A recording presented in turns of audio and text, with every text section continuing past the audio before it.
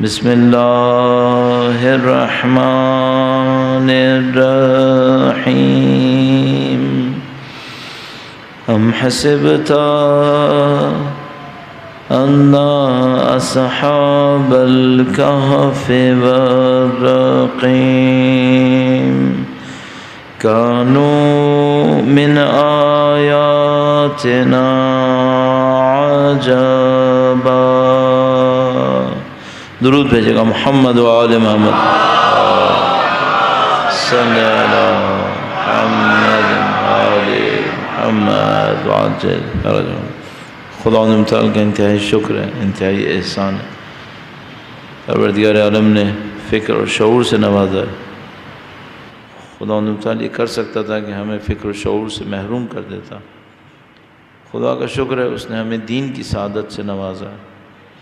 یہ بھی ممکن تھا کہ ہم کسی ایسی دنیا کے حصے میں پیدا ہوتے جہاں نعوذ باللہ تعالیٰ اس دین سے محروم رہ جاتے. خدا کا شکر ہے اس نے ہمیں غفلت سے بچایا، دین پہ توجہ نصیب فرمائی، سید الشہداء کی معرفت دی، سید الشہداء کے غم کو منانے کا موقع نصیب کیا. اس فرش عزا پر خدا متعال نے ہمیں بیٹھنا نصیب کیا. اللہ کی دی ہوئی ان تمام نعمتوں کا شکر بجا لانے کے لیے، وقت کے امام کے حضور ادائے احترام کے لیے، ان کے ظہور کی تعجیل کی دعا کے لیے، ان کی نظر لطف کو حاصل کرنے کے لیے درود بھیجیں محمد و آل محمد صلی علی محمد آل محمد وعجل فرجهم. خدا تعالی نے انسان کی ہدایت کے لیے جس پیغام کو دین کے نام پر ارسال فرمایا، وہ دین مختلف مراحل میں خدا تعالی کی طرف سے نازل ہوا. حضرت آدم علیہ السلام سے لے کر ختمی مرتبہ محمد مصطفیٰ صلی اللہ علیہ وآلہ وسلم تک. اللہم صلی محمد آل محمد وعجل فرج. مختلف مراحل تھے جس میں دین نازل ہوتا رہا.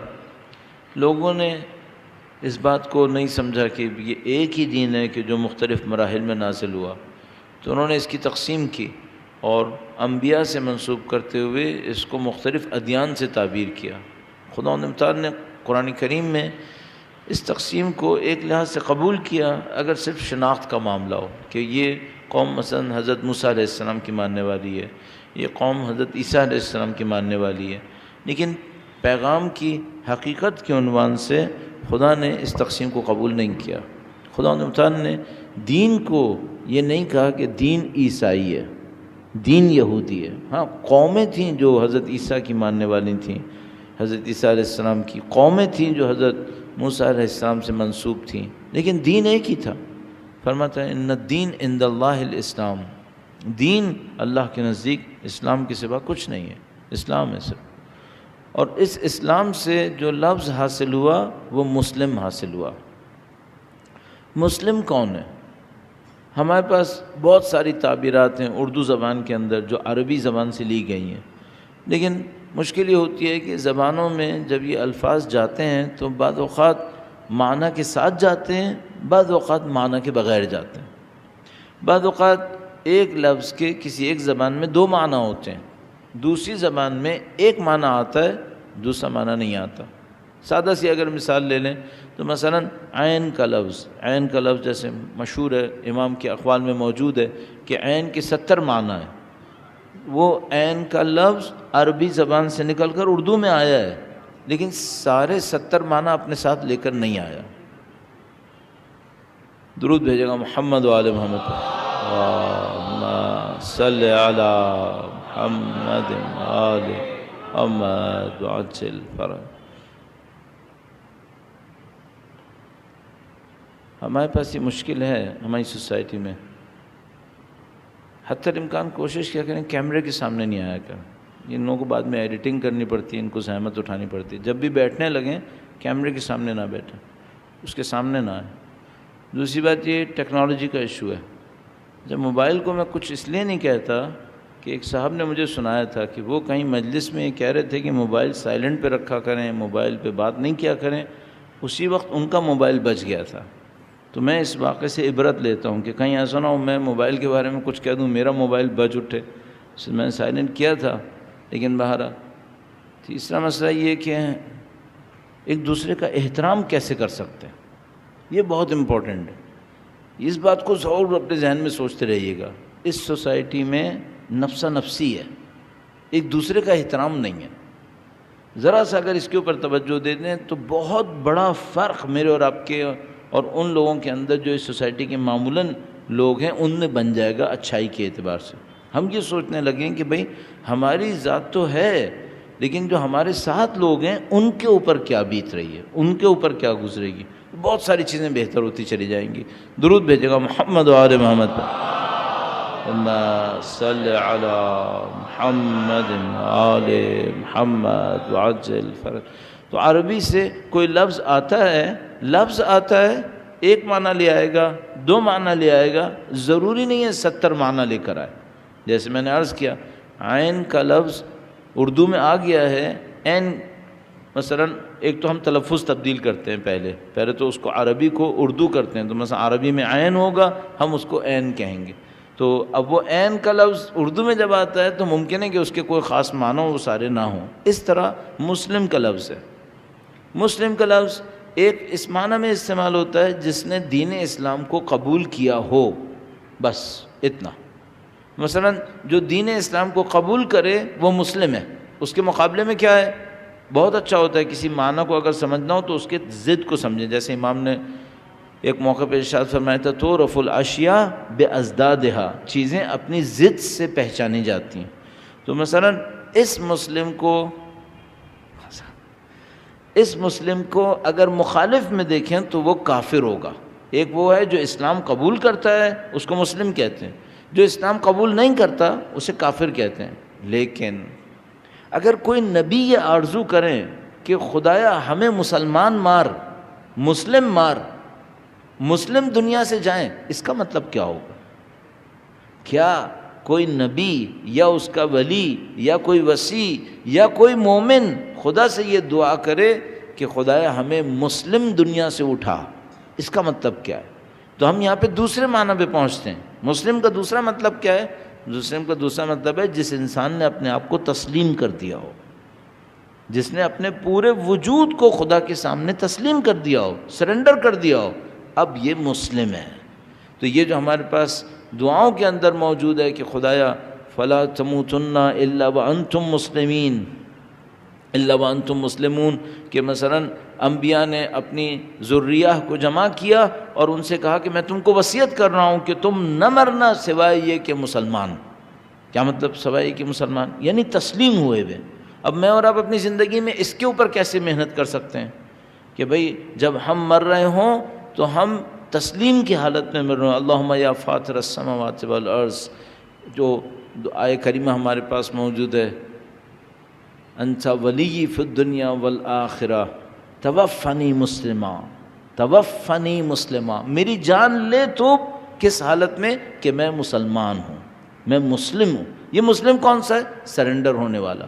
اور اگر کوئی اس حالت میں آ جائے کہ اس کا وجود اللہ کے سامنے سرنڈر ہو چکا ہو، جو میں بھی عرض کرنے کی کوشش کروں گا، تو پھر اس کا نتیجہ ہے کیا ہے؟ وَأَلْحِقْنِي بِالصَّالِحِينَ، پھر وہ صالحین سے ملحق ہے.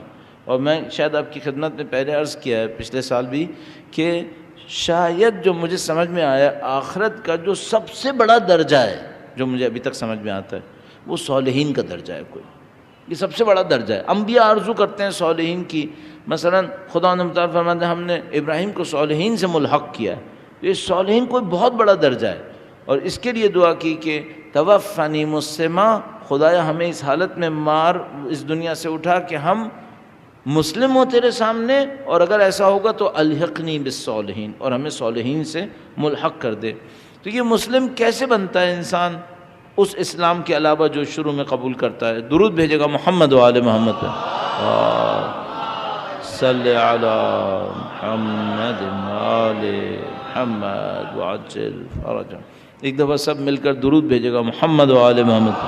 اللہم صلی علی محمد آل محمد وعجل فرجہ. مسلم بننے کے لیے انسان کو یہ کرنا ہوگا کہ وہ اپنے وجود میں جو بھی خواہش ہو وہ خدا کے تابع کر دے. فیملی کی خدمت کرنا ہے، یہ خواہش ہے انسان کے اندر کہ اپنی اولاد کے کام آئے، ہاں خواہش ہے۔ خدا کے تابع کر سکتا ہے کیا؟ ہاں بالکل کر سکتا ہے۔ رزق حلال کمانا ہے، رزق کمانا ہے، یہ اچھی خواہش ہے، بالکل اچھی خواہش ہے۔ خدا کے تابع کر سکتا ہے، بالکل کر سکتا ہے۔ کھانا کھانا ہے، سونا ہے، لوگوں سے ملنا ہے، ان کو خدا کے تابع کر سکتا ہے، بالکل خدا کے تابع کر سکتا ہے۔ ہر چیز کو خدا کے تابع کر سکتا ہے۔ ہاں گناہ خدا کے تابع نہیں ہو سکتا۔ اگر گناہ کرے گا وہ خدا کی تبعیت میں نہیں آئے گا۔ اگر وہ مثلا اپنی نفسانی خواہشات کو پورا کرنے کی طرف جائے گا، یہ خدا کی تبعیت میں نہیں آئیں گے۔ جو کچھ اس کے سوا ہے وہ سب خدا کی تبعیت میں آ سکتا ہے۔ تو اگر کوئی شخص اس طرح کرنا شروع کر دے کہ وہ اپنی محبت کو، اپنے جذبوں کو، اپنی پسند ناپسند کو خدا کے تابع کر لے، یہاں سے وہ اس دوسرے معنی میں مسلم ہونا شروع ہو جاتا ہے۔ اور اگر وہ دوسرے معنی میں مسلمان ہوا تو پھر بہت ساری حدیث قدسی ہیں جس میں خدا متعال نے بیان کیا کہ اگر کوئی بندہ یہ کرے تو میں اس کے لیے کیا کروں گا، پھر خدا اس کے لیے کیا کرے گا۔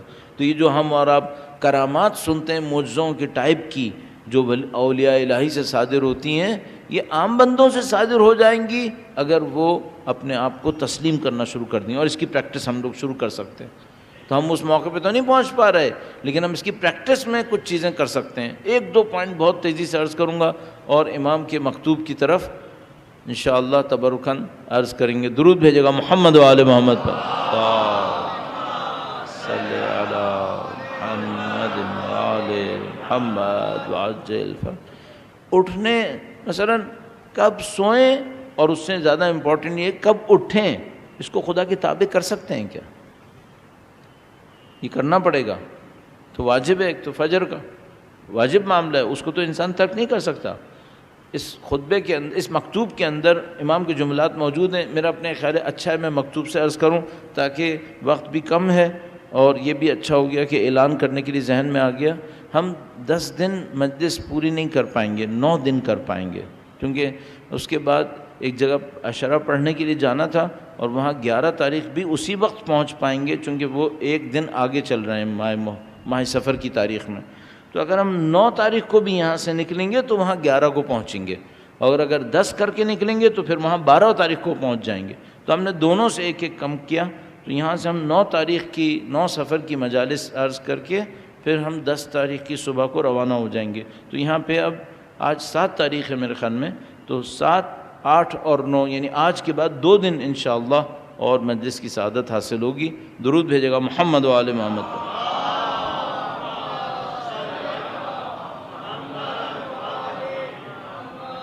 ایک بار پھر درود بھیجے گا محمد و آل محمد۔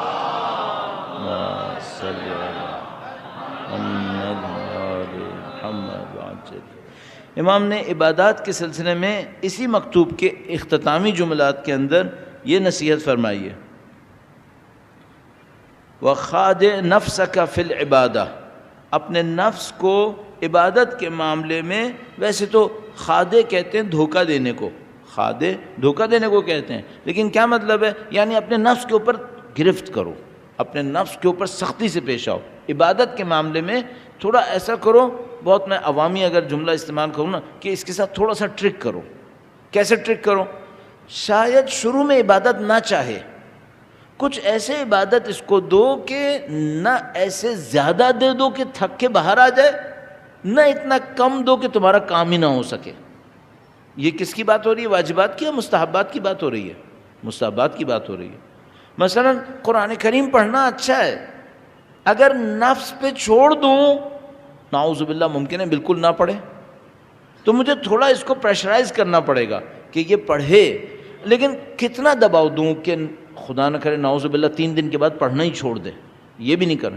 تو تھوڑا سا اس کے اندر اس ہوشیاری کو استعمال کرنا پڑے گا۔ تو امام نے کہا کہ خاد نفسک فی العبادہ، اپنے نفس کے ساتھ عبادت کے معاملے میں تھوڑا سا ہوشیاری سے پیش آؤ، وَارْفُقْ بِهَا وَلَا تَقْهَرْهَا، اس کے ساتھ تھوڑا نرمی کرو اور بہت زیادہ سختی مت کرنا، وَخُذْ عَفْوَهَا وَنَشَاطَهَا، اور اس کی تازگی کو اور اس کے جذبے کو برقرار رکھو۔ کبھی کیا ہوتا ہے ایک انسان عبادات کرنے جاتا ہے، ایسی عبادات کر لیتا ہے 1 دن 2 دن، چوتھے 5ویں دن دیکھتا ہے کہ مزہ ختم ہو چکا. اور یہ مستحبات کے بارے میں بات ہو رہی ہے. اس طرح مت کرو، اس طرح کرو کہ اس کا جذبہ باقی رہے، اس کی تازگی باقی رہے. اس کے بعد امام فرماتے ہیں الا ما کان مکتوبا علیک من الفریضہ، ہاں وہ جو فریضہ اور واجب ہے اس کی بات نہیں ہو رہی ہے. الا ما کان، سوائے اس کے کہ جو تمہارے اوپر واجب ہے. فإنہ لا بد من قضائها، اس کا تو انجام دینا بہت ضروری ہے، یعنی اس کے سوا کوئی چارہ کار نہیں ہے کہ تم نے انجام دینا ہے. وَتَعَوُدِهَا عِنْدَ مَحِلِّهَا، نہ صرف اس کا انجام دینا ضروری ہے بلکہ اس کو اس کی جگہ پہ انجام دینا ضروری ہے. تو مثلا یہ جو ہمارے معاشرے کے اندر بعض اوقات ہو رہا ہوتا ہے کہ مثلا فجر کی نماز روٹین میں قضا کر کے پڑھ رہے ہوتے ہیں، یہ کوئی تعریف نہیں ہے اس کی، صحیح قطعاً صحیح نہیں ہے. کوئی یہ کہتا نہیں بالآخر ہم نے پڑھ لی ہے، تو یہ بھائی اس کو امام فرما رہے ہیں اس کو اس کی جگہ پہ پڑھنا ہے. اگر اس کی جگہ نہ ہوتی تو یہ فرض اور واجب ہی نہ ہوتی. اگر خدا نہ کرے کسی کے ذہن میں یہ ہے کہ بھائی یہ جو فجر ہے اس کو قضا پڑھنا ایسا ہی ہے جیسے ادا پڑھنا، تو بندے خدا اگر ایسا ہوتا تو فجر کا وقت نہ ہوتا، پھر تو مستحب کا بھی وقت ہوتا ہے، یہ تو واجب ہے، اس کا وقت ہے، تو اس کا تو قضا کرنا حرام ہے. اصلاً نفس کے انسان کی تربیت کے لیے کوئی موافقت نہیں رکھتا کہ انسان خدا نہ کرے نعوذ باللہ تعالیٰ کسی مکروہ کو بار بار انجام دے، نہ کہ یہ حرام ہے اصلاً کہ انسان فجر کی نماز کو اس کے وقت پہ قضا کر رہا ہو. تو اس کے بعد پھر کیا انسان اپنے اندر توقع رکھے گا کہ کوئی ترقی ہوگی اسے؟ اس کو تو مسلسل نعوذ باللہ تعالیٰ شوق لگ رہے ہیں اس کی روح کو. تو امام نے فرمایا کہ تم اپنے نفس کے ساتھ تھوڑا سا ہوشیاری سے پیش آؤ، نہ اتنا زیادہ دباؤ دو کہ بعد میں وہ تھک جائے اور اس کی تازگی ختم ہو جائے، نہ اتنا چھوڑ دو کہ مثلا کوئی کام ہی انجام نہ دے وہ. اب مثال کے طور پر نماز شب کا معاملہ ہے، سب کو پتہ ہے ضروری ہے معنوی تربیت کے لیے. اچھا اتنا آسان ہے انسان کا اپنے نفس سے نماز شب نکلوا لینا؟ آسان نہیں ہے. ترکیب کرے کچھ، کیسے ترکیب کروں کہ یہ اس کے اوپر عادی ہو جائے آہستہ آہستہ. تھوڑا سا اس کے اندر ٹرک کرنی پڑے گی انسان کے ساتھ. امام فرمانے اس کو اس طرح سے کرو، لیکن واجبات اس کے اندر کوئی تعامل تساہل نہیں ہو سکتا ہے. واجبات کو تو تم نے انجام دینا ہی ہے اور اس کو اس کی جگہ پہ انجام دینا ہے. تو اگر خدا اول وقت چاہتا ہے تو آپ اول وقت انجام دیں گے، اور اس کا وقت معین ہے اس کو اس کے اندر انجام دیں گے. درود بھیجے گا محمد و آل محمد پر. صلی علی محمد و آل محمد وعجل فرجہ. تو اب انسان جو اپنے آپ کو تسلیم کرنا چاہتا ہے وہ کہاں سے شروع کرے؟ وہ شروع کرے اسی جگہ سے، عبادات سے. آہستہ آہستہ اپنے آپ کو اس کے اوپر کنونس کرے. مثلا صبح مجھے اتنے بجے اٹھنا ہے، اول وقت نماز پڑھنا اس معاملے کے اندر انسان کے لیے معرکہ ہے. آیت اللہ سید علی قاضی طباطبائی میرے خیال میں شاید انہوں نے یہ جملہ ارشاد فرمایا تھا، اور یہ سخت جملہ تھا تھوڑا سا، ان سے منسوب ہے کسی اور سے بھی منسوب ہے، لیکن شبیہ ان سے بھی ہے ہوگا یقیناً. جو مجھے ذہن میں آتا ہے انہوں نے ہی فرمایا تھا. تو انہوں نے فرمایا تھا کہ اگر کوئی شخص توجہ کے ساتھ اول وقت نماز پڑھے اور معنوی ترقی نصیب نہ ہو تو میرے چہرے پہ تھوک دے. پھر انہوں نے یہ اس طرح کا ایک سخت جملہ کہا. اس کا مطلب یہ ہے کہ یہ وہ کام ہے جو انسان اگر کر لے اپنی زندگی کے اندر تو اس کا اثر بہت زیادہ ہے، اس کا اثر بہت زیادہ ہے. تو واجب نماز اول وقت جتنا ہو سکتا ہے اس کو انجام دے. اول وقت کو ڈیفائن کیا گیا ہے مفاتیح الجنان توضیح المسائل کے اندر بھی میرے خیال میں اول وقت لکھا ہوا ہے، اس کو جا کے دیکھ سکتے ہیں کہ اول وقت کس نماز کا تقریباً کتنی دیر ہے. تو اس سے انسان کو بہت بڑی مدد ملتی ہے، اور یہ یہاں سے اس کی عبودیت اور تسلیم شروع ہوتا ہے. یہاں سے شروع کریں، آہستہ آہستہ مستحبات کو تھوڑا تھوڑا کر کے بڑھاتا چلا جائے، اور اس تسلیم کو اس جگہ پہ لے آئے کہ جتنے بھی کاموں کو کر رہا ہو وہ پروردگار کی رضا اور رضامندی سے انجام دے رہا ہو. درود بھیجے گا محمد و آل محمد.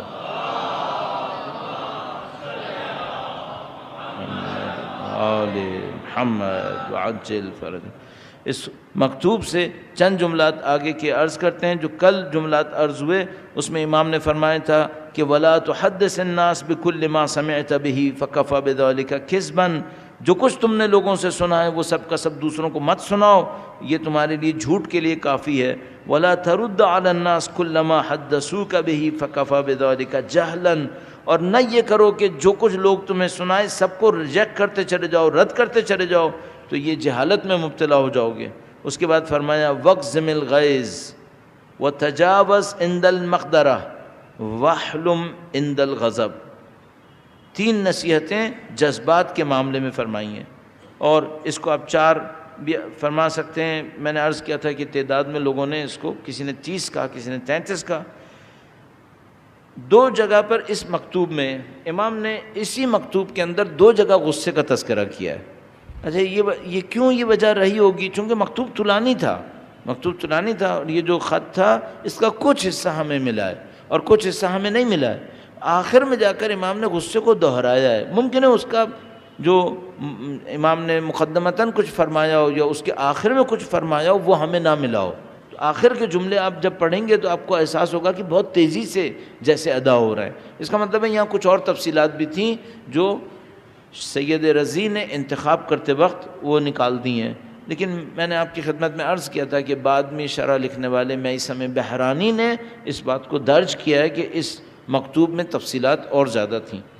امام نے 2 جگہ غصے کا تذکرہ کیا، ایک جگہ یہیں پر ہے وَاقْزِمِ الْغَيْظَ، اپنے غصے کو کنٹرول کرو، وَتَجَاوَزْ عِنْدَ الْمَقْدَرَةِ، جب طاقت ہو اس وقت معاف کر دو، وَاحْلُمْ عِنْدَ الْغَضَبِ، اور پھر دوبارہ فرمایا غصے کے حالت میں بردباری دکھاؤ۔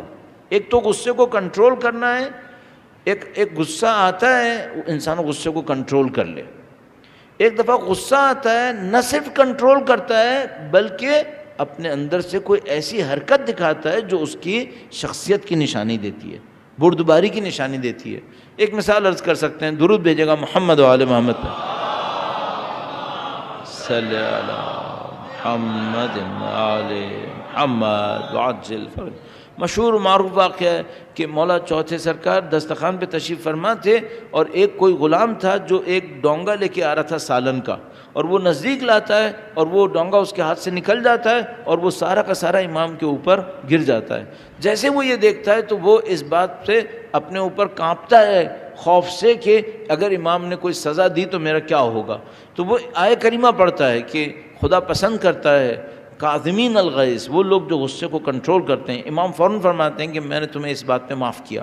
اس کے بعد وہ آیہ کریمہ پڑھتا رہتا ہے اور امام اس کے احسان میں اضافہ کرتے رہتے ہیں، یہاں تک کہ جب وہ پہنچتا ہے واللہ یحب المحسنین، اللہ احسان کرنے والوں کو پسند کرتا ہے، تو امام فرماتے ہیں میں نے تمہیں خدا کی راہ میں آزاد کیا اصل۔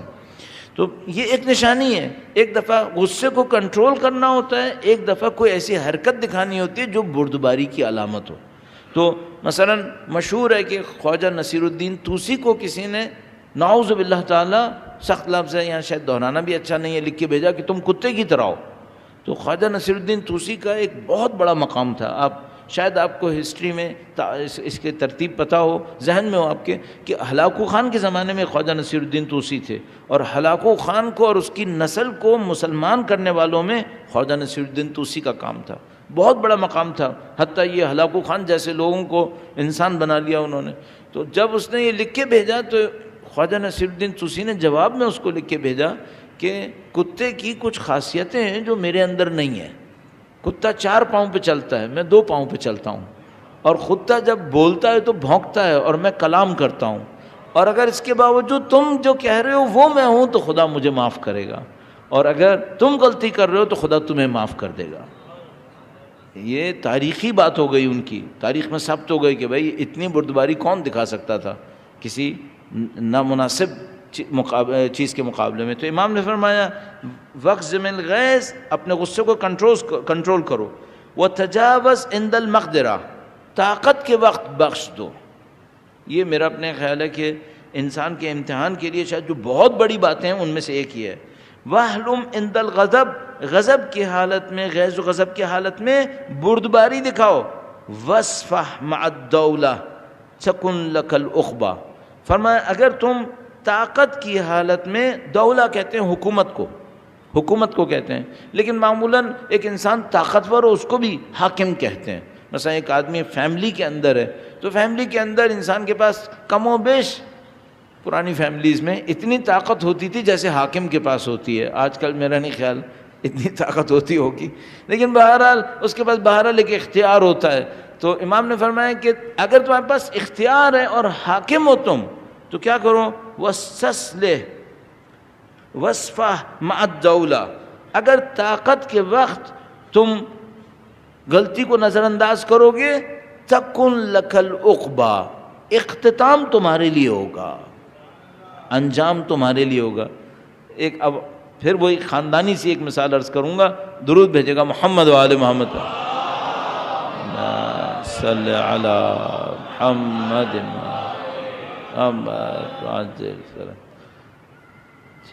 تو تھوڑا سا مسن ہے مجھ سے زیادہ، ان سے ذرا سی معذرت کے ساتھ. کتنے ہی دفعہ ہم نے دیکھا ہے آدمی جوان ہوتا ہے طاقت دکھاتا ہے، غیظ و غضب دکھاتا ہے، جب کمزوری اور ضعف کے عالم میں آتا ہے تو کیا ہوتا ہے؟ پھر جن پہ اس نے غیظ و غضب دکھایا تھا ان کا محتاج ہوتا ہے، پھر ان کا محتاج ہوتا ہے. اس وقت کتنا سخت ہوتا ہے. اس وقت دو صورتیں، یا تو وہ اولاد صالح تھی اور اس باپ کا خیال رکھا جس نے جوانی کے زمانے میں اچھا نہیں کیا تھا، تو شرمندگی ہے کہ یہ بچہ وہ ہے جس کے ساتھ میں نے اچھا نہیں کیا تھا لیکن یہ میرا خیال کر رہا ہے. یا نعوذ باللہ تعالیٰ وہ صالح نہیں تھا اور وہ چھوڑ کے چلا گیا، خیال نہیں کیا اس نے، اب کیا ہے؟ اب پشیمانی ہے، کاش میں نے یہ نہ کیا ہوتا. تو اگر اختتام اس لحاظ سے اچھا بھی ہوا نا کہ اس نے خیال کیا، تب بھی شرمندگی اٹھانی پڑے گی کہ اس کے ساتھ میں نے اچھا نہیں کیا تھا جب مجھے طاقت ملی تھی اور اب یہ میرے ساتھ اچھا کر رہا ہے. اور اگر خدا نہ کرے اس نے برا کیا تب بھی پشیمانی اٹھانی پڑے گی کہ یہ جو کچھ ہو رہا ہے یہ میری ہی وجہ سے ہو رہا ہے، میں نے اچھا نہیں کیا. تو انسان کیا کرے؟ طاقت کے وقت تھوڑا سا دب جائے، تھوڑا سا دب جائے. امام فرما رہے ہیں وَاصْفَحْ عِنْدَ الدَّوْلَةِ، جب دولت حکومت تمہارے ہاتھ میں ہے، اس دولت کا مطلب دولت ویلتھ نہیں ہے. ہمارے یہاں اردو میں وہی لفظ آتا ہے تو معنی تبدیل کر دیتا ہے. عربی میں دولت حکومت ہوتی ہے لیکن اردو میں دولت کا مطلب ویلتھ ہوتی ہے، پیسہ ہوتا ہے. یہاں دولت کا مطلب حکومت ہے. وَاصْفَحْ مَعَ الدَّوْلَةِ، جب تمہاری حکومت ہے تو صرف نظر کرو چیزوں کو، تھوڑا سا نظر انداز کر دو، کوئی بات نہیں کسی نے غلطی کی ہے چھوڑ دو.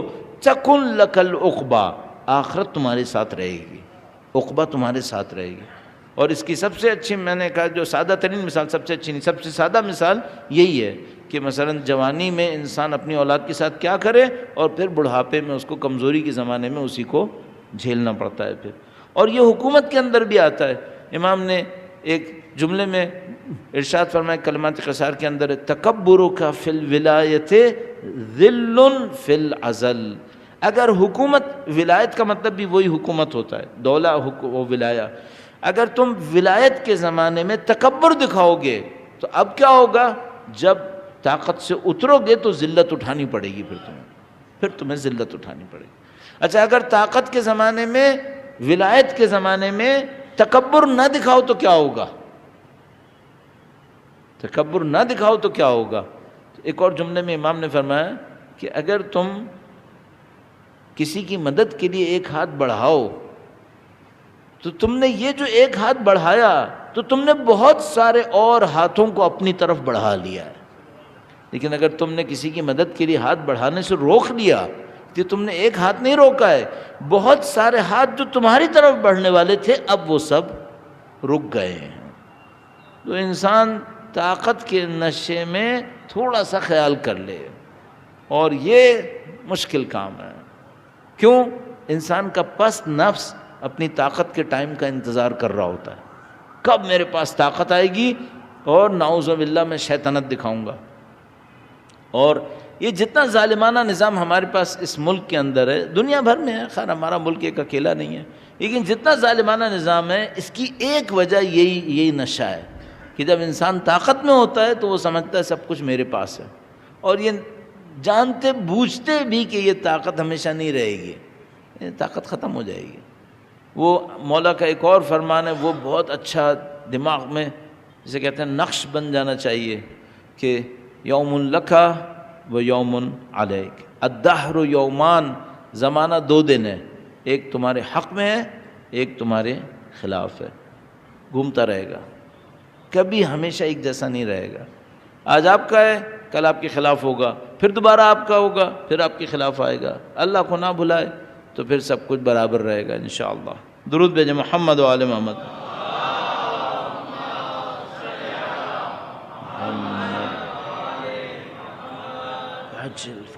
امام نے مولا نے وہاں پر غصے کے بارے میں ارشاد فرمایا تھا، آخر میں بھی ایک جملہ لکھا ہے، وَأَحْبِبْ أَحِبَّأَهُ وَاحْذَرِ الْغَضَبَ، بس اتنا لکھا ہے، غصے سے بچتے رہو۔ بس ہمارے پاس 3 جملے ہو گئے یہاں پر غصے کے معاملے میں امیر المومنین کی طرف سے۔ ایک جملہ یہ ہو گیا وَاحْذَرِ الْغَضَبَ، غصے سے بچو، اور 2 جملے وہ جو ابھی آپ کی خدمت میں عرض ہوئے۔ امام نے فرمایا تھا کہ کظم الغیظ، اپنے غصے کو کنٹرول کرو، اور فرمایا تھا غضب کے موقع پر بردباری دکھاؤ۔ بس ہم 3 جملے لے رہے ہیں۔ ایک امام نے فرمایا واحذر الغضب، غصے سے بچو۔ دوسرے میں فرمایا اپنے غصے کو کنٹرول کرو، کظم الغیظ، غصے کو کنٹرول کرو۔ اور تیسرے میں فرمایا کہ غصے کے موقع پر بھی بردباری دکھاؤ، بردباری دکھاؤ۔ تو تینوں جملے میں تھوڑا تھوڑا سا فرق ہے۔ سید رضی نے میرا اپنے خیال ہے کہ طویل خطبے میں سے تھوڑا تھوڑا سا پک کرتے ہوئے جو مین پوائنٹس تھے وہ پک کر لیے ہوں گے۔ درود بھیجے گا محمد و آل محمد پر۔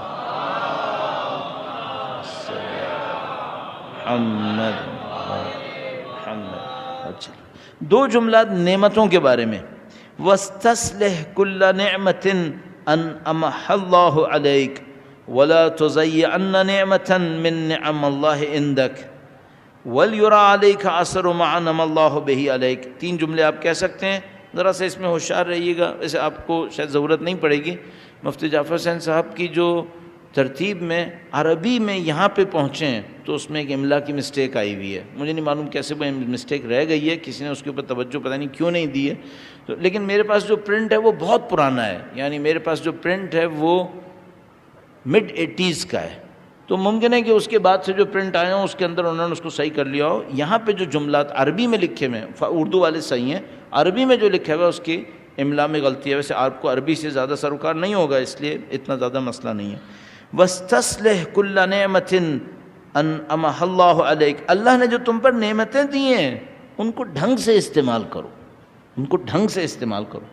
اچھا، خدا جو نعمتیں دیتا ہے ظاہر ہے ہم کہیں نہ کہیں انہیں استعمال کر لیں گے۔ اس نے مثلا نعمت دی ہے، میں بالکل کرسٹ پہ لے کے جاؤں، کور پہ لے کے جاؤں، اس نے ہمیں جان دی ہے، یہ ایک نعمت ہے۔ ہمارا استعمال کہلائے گا کہ ڈھنگ کا استعمال ہے، یہ دیکھنا پڑے گا۔ یہ کہاں سے شروع ہوگا؟ یہ عزیزان محترم شروع ہوگا کیریئر گائیڈنس سے۔ کاش ایسا ہو جب ہمارے بچے میٹرک کرنے والے ہوں کوئی انہیں بتائے کیریئر ہوتا کیا ہے۔ ہمارے یہاں جتنی کیریئر کاؤنسلنگ ہے زیادہ تر 2 پوائنٹ پر ہے۔ جو زیادہ تر ہے وہ تو یہ ہے کہ بچہ کمائے گا کیسے، اس سے زیادہ نہیں۔ تھوڑا عقل مند کیریئر کاؤنسلنگ اس سے بہتر تو وہ یہ کہے گا کہ بیٹا اپنے پوٹینشیل کو استعمال کرو، اس سے زیادہ نہیں کرے گا۔ اب ہمیں یہ دیکھنا پڑے گا اس سے بڑھ کر کیریئر کاؤنسلنگ کیا ہو سکتی تھی۔ یہ پوری فیلڈ ہے اور اس کی ایک اورینٹیشن ہے، بدقسمتی سے اس اورینٹیشن کے اندر میجر فالٹ آیا ہوا ہے۔ اور میجر فالٹ کیا ہے؟ وہ یہ ہے کہ تم سب کو پیسے بنانے کی مشین بننا ہے، اس سے زیادہ کسی کو کوئی سروکار نہیں ہے۔ امام فرمانا ایسا مت کرو، اللہ کی دی ہوئی نعمت کو حساب کرو اور اپنے آپ سے پوچھو خدا اس نعمت کو کہاں استعمال کروانا چاہے گا۔ مثلا ابھی جیسے طاقت کی بات ہوئی، اگر خدا کسی کو اختیار دیتا ہے کہاں استعمال کروانا چاہتا ہے؟ اگر خدا کسی کو دولت دیتا ہے کہاں استعمال کروانا چاہتا ہے؟ اگر خدا کسی کو عقل دیتا ہے، شعور دیتا ہے، کہاں استعمال کروانا چاہتا ہے؟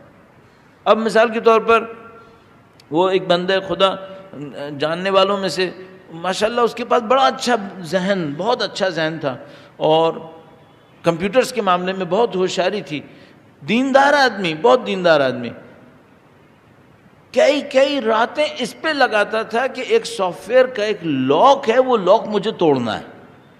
اچھا، سافٹ ویئر کا لاک توڑو گے تو کیا کرو گے؟ اس کو لوگوں کو مثلا بیچو گے؟ تو وہ اتنا دیندار تھا کہ کہتا تھا نہیں بیچوں گا کسی کو نہیں، یہ تو حرام ہے۔ تو لاک توڑ کے کیا کرو گے پھر؟ بس ایسی سیٹسفیکشن، لاک توڑنا ہے۔ اچھا، یہ تمہاری صلاحیت کا صحیح استعمال ہے؟ کیا کارنامہ ہے یہ؟ اس میں کیا ہوا؟ ایک دفعہ مجھے ایک بندہ خدا ملا، اس نے مجھے ڈھیر دکھایا بکلیٹس کا. اس زمانے میں الیکٹرانک میڈیا بہت کم تھا، پرانے وقت کی بات ہے، تقریباً 86 87 کی. تو ڈھیر دکھایا مجھے. میں نے پوچھا یہ کیا ہے؟ کہا یہ تمام بکلیٹس ہیں مرسیڈیز بینز کے جو 80s میں آئے ہیں. یہ تمہارے پاس ہے کیا؟ کہنے گا نہیں. میں وہاں پہ جاتا ہوں شو رومز کے اوپر، وہاں سے لوگوں سے بکلیٹس جمع کرتا ہوں اور کبھی کبھی ایک ٹیسٹ ڈرائیو بھی کر لیتا ہوں. اتنی سی بات، اس کے اوپر زندگی لگا رہا. انسان پوچھے بھائی خدا نے مجھے زندگی دی ہے، کس کام کے لیے دی ہے؟ کوئی میننگ فل ہونا چاہیے پرپز، اس کا کوئی آبجیکٹو ہونا چاہیے. یہ کیا کیا؟ نہ اس کا ہدایت سے کوئی تعلق ہے، نہ انسان کے جسم کی حتیٰ بہتری سے کوئی تعلق ہے. کوئی کمال نہیں ہے اس کے اندر. تو بھائی کوئی کمال لے کر آؤ، کوئی علم لاؤ، کوئی شعور لاؤ، کوئی خدمت ہو، انسان کسی بندے کے کام آؤ. یہ کیا ہے؟ تو میں اور آپ اپنی زندگی کو حساب کریں، اپنی طاقتوں کو حساب کریں، اپنی توانائیوں کو حساب کریں کہ بھئی خدا انہیں کہاں استعمال کرنا چاہتا ہے. مجھے 3 جگہیں سمجھ میں آتی ہیں، اوور آل مجھے 3 جگہیں سمجھ میں آتی ہیں. نمبر 1، خدا یہ چاہتا ہے کہ ہم اس کی بندگی میں کمال پہ پہنچیں، یہ ایک ہدف ہے. دوسری بات، وہ ہم سے چاہتا ہے ہم اس کے دین کو، اس کے دین کی ہدایت کو لوگوں تک پہنچائیں، یہ 2 باتیں. تیسری بات، وہ چاہتا ہے ہم اس کے بندوں کی زندگی میں مشکلات کو کم کر دیں. یہ 3 باتیں مجھے سمجھ میں آئی ہیں کہ یا تو یہ کہ میں خود کمال کی طرف جاؤں، نعمت کو استعمال کروں اس کے اندر. دوسری بات یہ کہ اللہ کی دی ہوئی نعمت کو استعمال کروں اس کے دین کی ہدایت اس کے بندوں تک پہنچانے کے لیے. تیسری بات یہ کہ اللہ کی نعمتوں کو استعمال کروں اللہ کے بندوں کی زندگی سے کسی مشکل کو حل کرنے کے لیے. اس کے علاوہ مجھے سمجھ میں آتا ہے اس کے علاوہ جو کچھ بھی ہے وہ نمائش ہے، اس کے علاوہ جو کچھ بھی ہے وہ اپنے آپ کو خوش کرنا ہے، اس سے باقی کسی کا فائدہ ہونے والا نہیں ہے. تو امام نے فرمایا وَاسْتَسْلِ كُلَّ نِعْمَةٍ أَنْعَمَهَا اللَّهُ عَلَيْكَ، جو اللہ نے تمہیں نعمتیں دی ہیں ان کو طریقے سے استعمال کرو. وَلَا تُضَيِّعَنَّ نِعْمَةً مِّن نِعَمِ اللَّهِ عِندَكَ، اللہ نے جو نعمتیں تمہیں دی ہیں ان میں سے کسی کو ضائع نہ ہونے دو. ایک دفعہ انسان استعمال کرتا ہے، تھوڑا سا استعمال کرتا ہے، ایک دفعہ تھوڑا بھی استعمال نہیں کرتا ہے، ضائع کر دیتا ہے، اصلاً بیکار کر دیتا ہے. مثلاً اب پتہ نہیں یہ مثال میں نے اپنی منطق کے حساب سے صحیح سمجھتا ہوں، ممکن ہے آپ کو صحیح نہ لگے. پاکستان میں اتنا پانی ہے لیکن اس کے باوجود صحرائیں ہمارے ہاں. تو بھائی یہ پانی کہاں جا رہا ہے؟ یہ صحراؤں میں فصل کیوں نہیں لگ رہی ہے؟ الحمدللہ اتنا سورج ہے کہ میں گارنٹی سے کہہ رہا ہوں اگر سویڈن میں اتنا سورج ہوتا تو انہوں نے پیٹرول جلانا ہی نہیں تھا، انہوں نے صرف سورج سے بجلی بنانی تھی. اگر سویڈن میں یہ ہوتا، اتنا سورج ہے ہمارے پاس، پھر بھی ہم مر رہے ہیں لوڈ شیڈنگ کے اندر. یہ کیا ہے؟ یہ نعمت کا ضائع کرنا نہیں ہے تو اور کیا ہے؟ 20 کروڑ عوام ہیں اور اس عوام میں بہت بڑی تعداد جوانوں کی ہے اور یہ ملک غریب ہے. اس کا مطلب کیا ہے؟ اس کا مطلب ہے ہم ان جوانوں کو بھی برباد کر رہے ہیں، ان کی طاقتوں کو بھی برباد کر رہے ہیں اور ملک کو بھی ڈبو رہے ہیں. بھائی یہ نعمت کو برباد کرنا نہیں ہے؟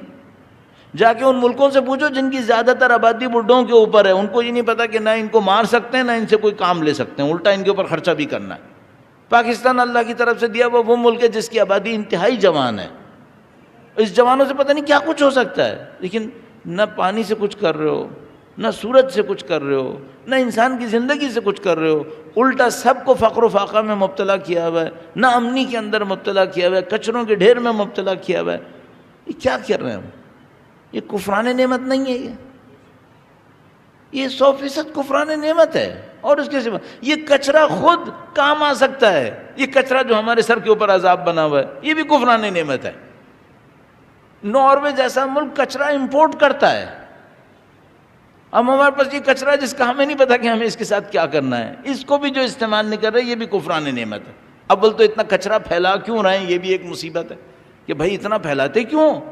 تو جس جگہ کو ہاتھ لگاؤ کفران نعمت کی ایک مثال نظر آ رہی ہے.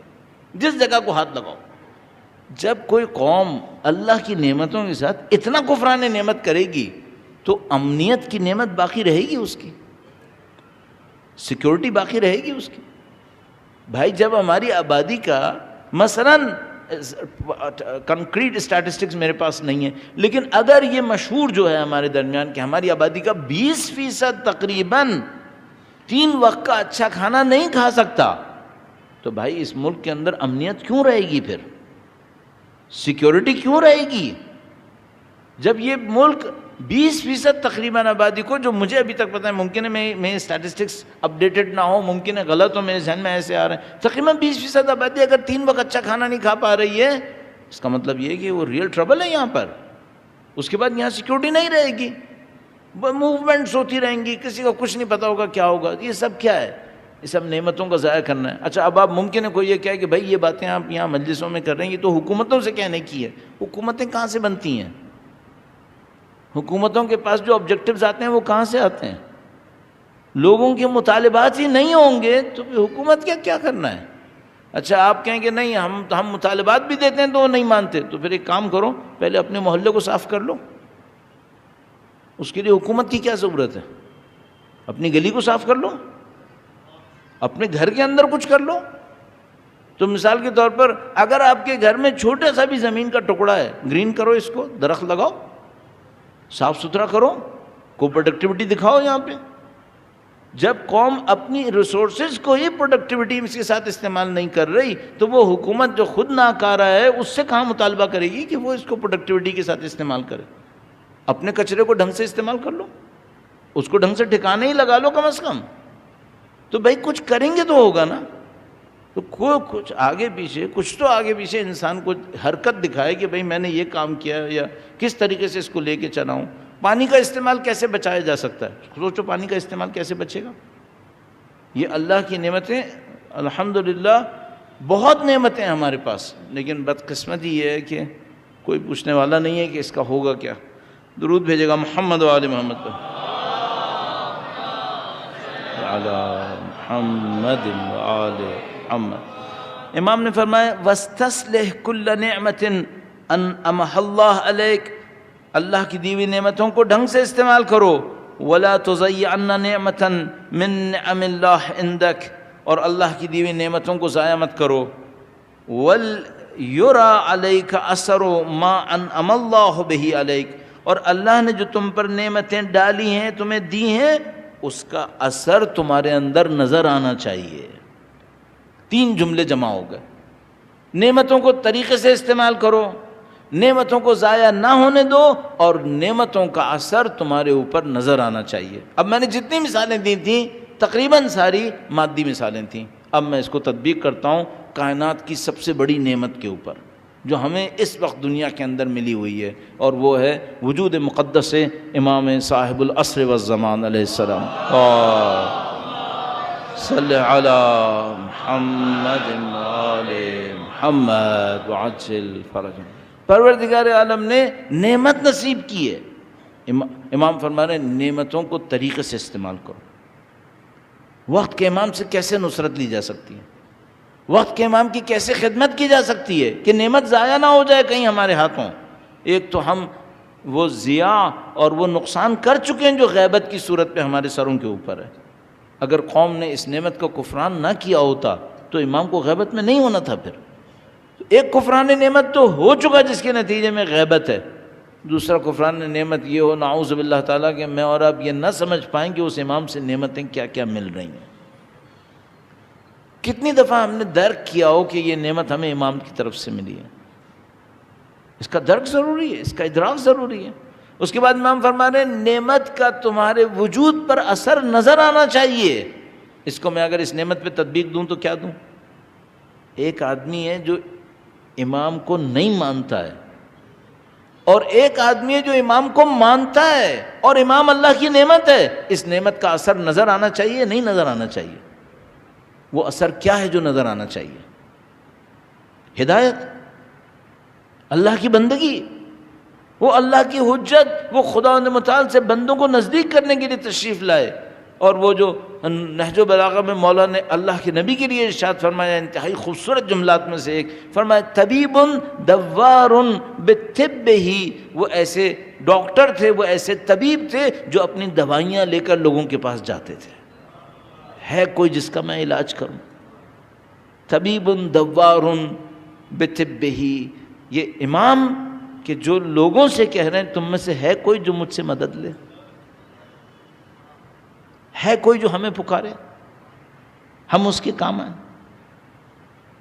امام فرما رہے ہیں نعمتوں کا تم پہ اثر نظر آنا چاہیے۔ ایک شخص وہ ہو جس کا وجود یہ گواہی دے کہ وقت کے امام کی اس کے اوپر ایک نظر ہے، اس نے امام کے وجود مقدس سے ایک فائدہ اٹھایا ہے۔ ہمیں اور آپ کو اس طریقے سے محنت کرنی چاہیے کہ مثلا جو میں بار بار عرض کرتا ہوں، پتہ نہیں کس وجہ سے میرے ذہن پہ بار بار یہ بات رہتی ہے، ہمیں امام کی نظر لطف چاہیے۔ امام کی نظر سے کوئی چیز چھپی بھی نہیں ہے، کوئی چیز ان کے علم سے مخفی نہیں ہے۔ یہ جو باتیں اگر کوئی کر بھی رہا ہے ایسی باتیں کہ مثلا یہ جو آپ کہہ رہے ہیں حاضر و ناظر، یہ صحیح نہیں ہے۔ مجھے لوگ ملتے ہیں کبھی کبھی جو کہتے ہیں مثلا یہ جو آپ کہتے ہیں امام حاضر و ناظر ہیں، صحیح نہیں ہے، سوائے کم علمی نادانی کے اور یا پھر کسی غرض اور دشمنی کے، اس کے سوا کچھ نہیں ہے۔ اصلا یہ تصور ناممکن ہے کہ اللہ کی کوئی حجت ہو اور اس کو اپنے جن لوگوں کو ہدایت دینی ہو اس کا علم نعوذ باللہ تعالیٰ اس کے پاس نہ ہو۔ یہ ممکن نہیں ہے۔ اصلا ہدایت دی نہیں جا سکتی اگر علم نہیں ہے۔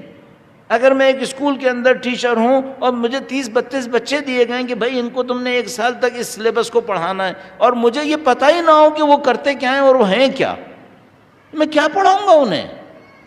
کیسے پڑھاؤں گا انہیں؟ کہاں پڑھاؤں گا انہیں اگر میرے پاس کچھ نہیں ہے علم میں، نعوذ باللہ تعالیٰ۔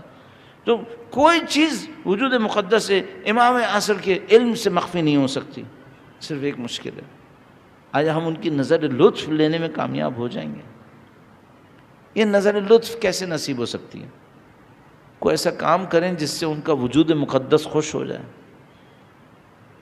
کوئی ایسا کام کریں جس سے وہ ہمیں تعریف کی نظر سے دیکھیں۔ ہمیشہ سب کو دیکھتے ہیں، ہمیشہ سب کے سامنے، لیکن کچھ ایسا کام ہو جائے کہ مثلا وہ ہمیں دیکھیں اور کہیں کہ ہاں یہ کام ہوا، یہ ہمارے چاہنے والے نے اچھا کام کیا۔ کوئی بندے خدا مجھے بتا رہا تھا کہ اپنی کسی مشکل کا تذکرہ کر رہا تھا جو مظلومیت کی وجہ سے اس کے اوپر آئی تھی، تو میں نے پوچھا کہ وہ جو وقت تھا وہ کیسا تھا؟ اس نے کہا بہت سخت تھا، یہ مصیبت وہ مصیبت، اس نے بتائیں تفصیلات، میں آپ کو نہیں بتانا چاہوں گا تو اس کی ساری تفصیلات جو کچھ بھی۔ میں نے پوچھا کہ اس میں تم نے اور کیا نوٹ کیا؟ کہنے لگا ایک بات نوٹ کی تھی، جو خدا سے مانگتے تھے پورا ہو جاتا تھا، جو خدا سے مانگتے تھے پورا ہو جاتا تھا۔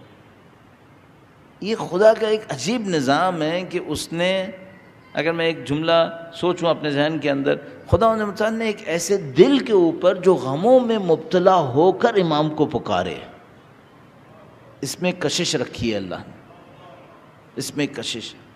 تو مثلا اگر خدا نہ کرے ایسا ہے کبھی کہ آپ کے اوپر بہت ساری مشکلات ٹوٹ رہی ہیں، ایک کے بعد ایک، چین ختم ہی نہیں ہو کے دے رہی، ایک مشکل آئی، دوسری مشکل آئی، تیسری مشکل آئی، اور ان مشکلات کے اثر میں مثلا اگر اردو محاورے میں کہتے ہیں دل بیٹھے جا رہا ہے، دل بیٹھے جا رہا ہے، تو پھر سمجھ لو اب امام کو پکارنے کا صحیح وقت آ گیا ہے، یہاں امام کو پکار۔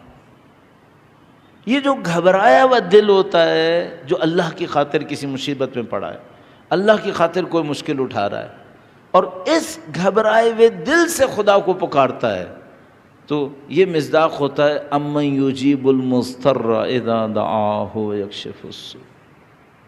یہ قلب مضطر مصداق بن جاتا ہے، اور اگر کوئی اس قلب مضطر کے ساتھ وقت کے امام کو خصوصی طور پر پکار بیٹھے کہ مولا میں مجبور ہو گیا، مولا میں ناچار ہو، شاید دنیا کی مشکل کے لیے بھی پکارے تو مدد فرمائیں، لیکن کوشش اورینٹیشن یہ ہو کہ خدا کی خاطر مشکل آئی ہو، دنیا کی خاطر نہ آئی ہو، تو پھر انسان حتیٰ دنیاوی مشکل کو بھی پکارے، خدا کی خاطر پکارے، تو پھر اس کو وہ رابطہ نصیب ہوتا ہے۔ اور عزیزان محترم، یہ بھی میں آپ کی خدمت میں اس کو اضافہ کرتا چلوں صرف پورا کرنے کی خاطر، اگر کسی کو ایسا کوئی قلب مضطر مل جائے اور اس وقت امام کی نصرت آئے، تو اس کے پاس ایک تجربہ ایسا جمع ہوگا جو کروڑوں کے پاس نہیں ہوگا، اس کے پاس ایک روحانی تجربہ جمع ہو جائے گا۔ یہ روحانی تجربہ اس کے وجود کے اوپر براہ راست اثر ڈالے گا، براہ راست اثر ڈالے گا۔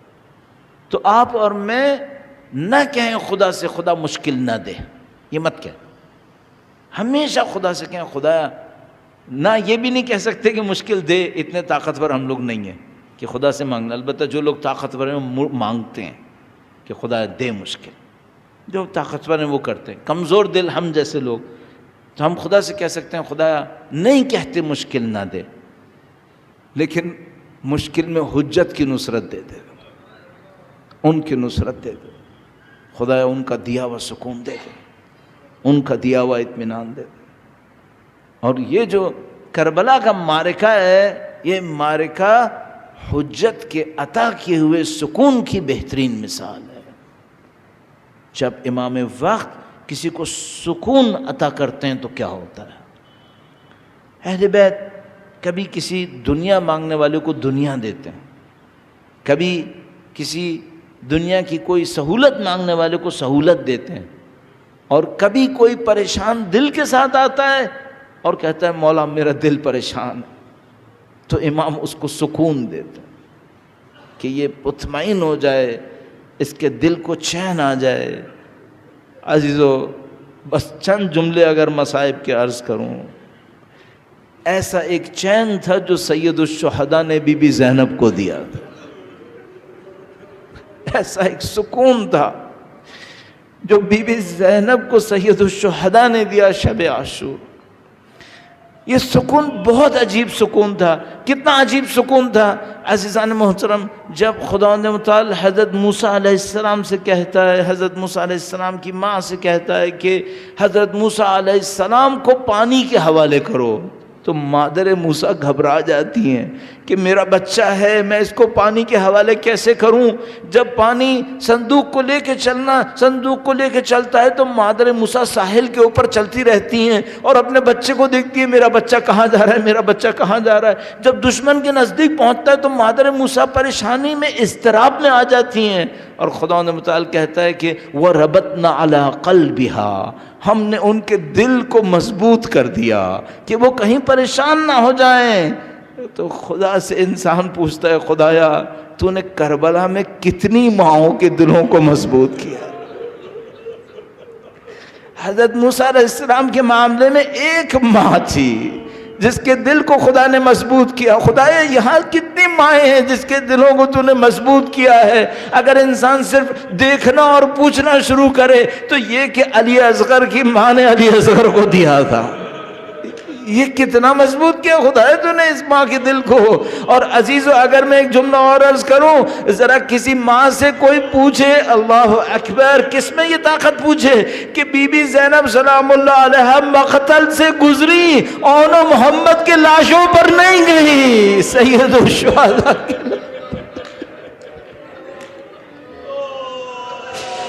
کسی ماں کا دل کتنا مضبوط ہو کہ وہ اپنے بچوں کی لاشوں پر نہ جائے. اور اگر اس روایت کو میں آپ کی خدمت میں عرض کروں، جب زندان شام میں اہل بیت کے شہداء کے سروں کو لایا گیا اور ہر سر کے اوپر کوئی ماتم کرنے والا تھا اور 2 سروں کے اوپر کوئی ماتم کرنے والا نہیں ہے، اور یہ اون و محمد کے سر ہیں جن کی ماں زینب کبریٰ سلام اللہ علیہ امام حسین کے سر پہ ماتم.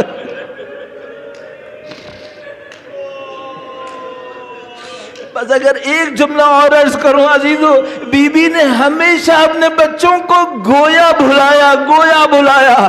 بس ایک لمحہ آیا جب بی بی مدینہ واپس آئی اور اپنے گھر کے اندر گئی ہے. جب اپنے گھر میں داخل ہوئی تب اون محمد پر بھر کر روئی.